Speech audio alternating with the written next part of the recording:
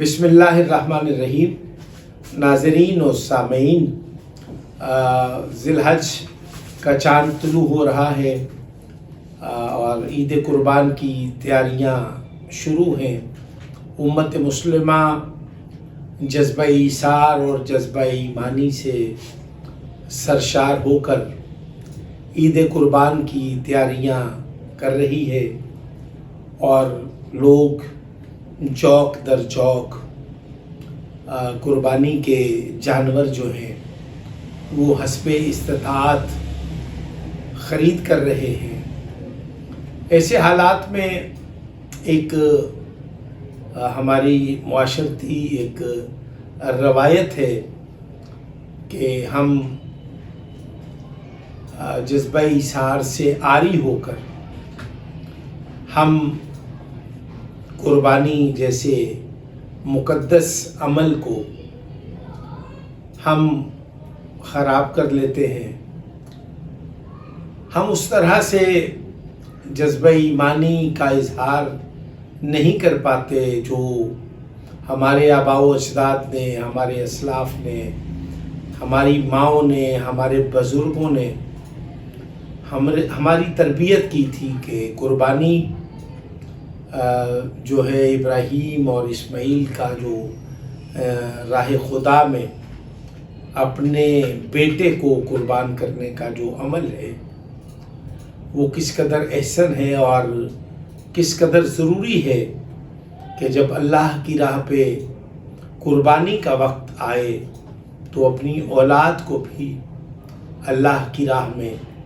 قربان کر دیا جائے۔ تو یہ ابراہیم علیہ السلام نے ایک ایسی قربانی پیش کی جو آج بھی ہمارے لیے مثال، نمونہ اور حوالہ ہے۔ آج امت مسلمہ بڑے ذوق اور شوق کے ساتھ، بڑے حماق کے ساتھ، بڑے جذبے کے ساتھ 10 ذی الحج کو عید قربان مناتی ہے اور لوگ اپنے اپنے بساط کے مطابق، اپنی اپنی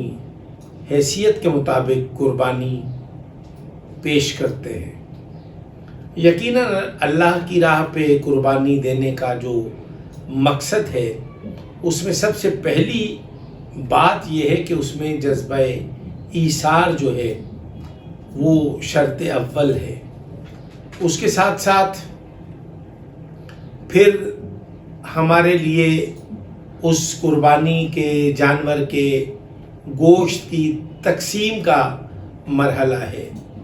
اس میں 4 حصے ہیں: غریبوں کا، خاندان والوں کا، رشتہ داروں کا اور مستحق مساکین کا۔ تو جب ہم ان حصوں کی تقسیم میں کوتاہی کے مرتکب ہوتے ہیں اور وہ کوتاہی آپ کی پوری قربانی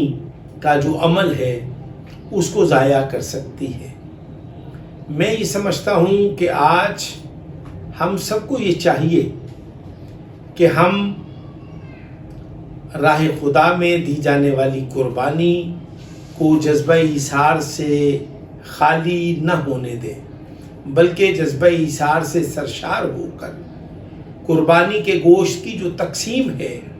اس کو جو احکامات الہیہ ہیں اس کی بجا آوری کریں اور اس کو ملحوظ خاطر رکھیں۔ اور یہ جو آپ دیکھتے ہیں کہ گوشت پورے بکرے کا، پورے جانور کا جو گوشت کا اچھا حصہ ہے اس کو گھر میں رکھ لیا جائے یا اس کو قریبی دوست یا عزیز رشتہ دار کے گھر میں بھجوانے کا جو عمل ہے وہ آپ کی قربانی کے مقدس عمل کو ضائع کر سکتا ہے۔ لہٰذا ہم سب کو چاہیے کہ ہم راہ خدا میں دی جانے والی اس عظیم الشان قربانی کو جو اس کے لیے ہمیں احکامات الہیہ ہیں، جو دین اسلام ہمیں ہدایت کرتا ہے، ہماری رہنمائی کرتا ہے، اس کی عملداری ہم پر بہت ضروری ہے اور ہم سب کو چاہیے کہ ہم یتامہ مستحقین غربا کا جو حصہ ہے اس کو پوری دیانتداری سے بھجوائیں، ان کو پہنچائیں. لیکن اگر ہم اس تقسیم کے عمل میں تھوڑی سی بھی کوتاہی کے مرتکب پائے جائیں گے تو اس کا مطلب یہ ہوگا کہ یہ قربانی ضائع ہو جائے گی یا ضائع ہونے کا احتمال ہے. حضرائے کرم، اس قربانی کو، عید قربان جیسی نعمت کو، اس عبادت کو آپ ضائع کرنے کی بجائے آپ اس کو اللہ کی بارگاہ میں قبول اور منظور کروانے کے لیے اپنے نیت کو ٹھیک کریں اور آپ اس کی تقسیم کے عمل میں شفافیت کا خاص خیال رکھا جائے. السلام علیکم ورحمۃ اللہ وبرکاتہ.